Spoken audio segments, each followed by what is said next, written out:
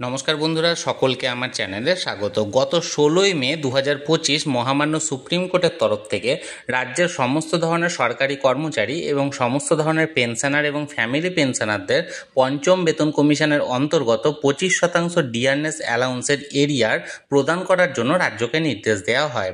এই রায় প্রদানের পর অন্যতম মামলাকারী সংগঠন কনফেডারেশন অফ স্টেট গভর্নমেন্ট এমপ্লয়িজের সাধারণ সম্পাদক মলয় মুখোপাধ্যায় মহাশয় এই ডিএ প্রদান এবং তার অ্যাকচুয়াল ডে অফ ইফেক্ট নিয়ে এই মুহূর্তে একটি অত্যন্ত গুরুত্বপূর্ণ তথ্য শেয়ার করেছেন।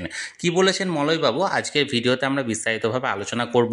ভিডিওটি 25% ডিয়ারনেস অ্যালাউন্সের এরিয়ার সংক্রান্ত অত্যন্ত গুরুত্বপূর্ণ, তাই প্রথম থেকে শেষ পর্যন্ত অবশ্যই ধৈর্য সহকারে দেখবেন এবং ভালো লেগে থাকলে অবশ্যই একটি লাইক করবেন এবং সকলের সঙ্গে শেয়ার করবেন। আর সেই সাথে এই চ্যানেলে যদি প্রথমবার হয়ে থাকেন এই রকমের ইনফরমেটিভ ভিডিও আরও দেখার জন্য যারা এখনও পর্যন্ত এই চ্যানেলটিকে সাবস্ক্রাইব করেননি তারা অবশ্যই চ্যানেলটিকে সাবস্ক্রাইব করে নিতে ভুলবেন না। তাহলে চলুন আমরা জেনে নিই মলয় মুখোপাধ্যায় মহাশয় কোন তথ্য শেয়ার করেছেন। ডিয়ারনেস অ্যালাউন্সের এরিয়ারের অ্যাকচুয়াল ডে অফ ইফেক্ট সম্পর্কে মলয় মুখোপাধ্যায় মহাশয় কি বলেছেন সেটি আমরা ভিডিও শেষের দিকে জেনে নেব। প্রথমত আমরা জানব কনফেডারেশন অফ স্টেট গভর্নমেন্ট এমপ্লয়িজের তরফ থেকে ডিয়ারনেস অ্যালাউন্সের এরিয়ার সংক্রান্ত এখানে একটি চার্ট দেওয়া হয়েছে সেই ব্যাপারে।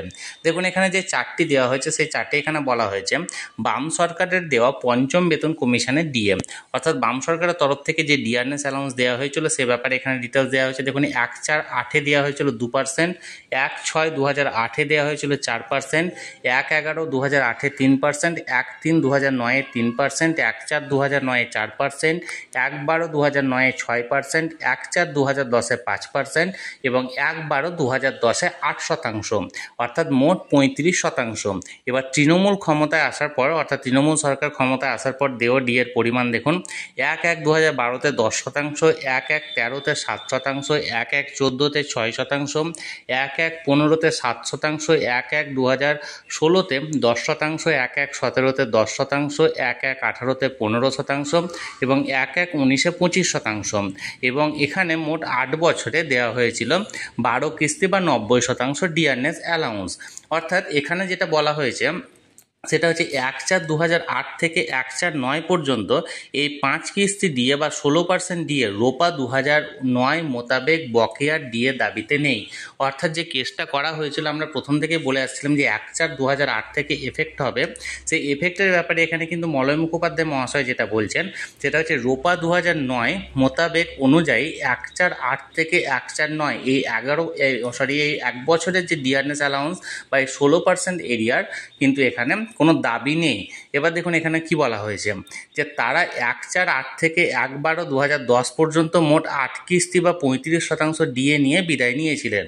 রোপা 2009 মেনে বাম সরকার 1/7/2009 থেকে ডিএ দেওয়ার কথা থাকলেও তারা ডিএ শুরু করেছিলেন 1/12/2009 থেকে, অর্থাৎ 5 মাস পর থেকে দেওয়া শুরু করেন। তাই ওই সময় থেকেই বকেয়া শুরু হবে।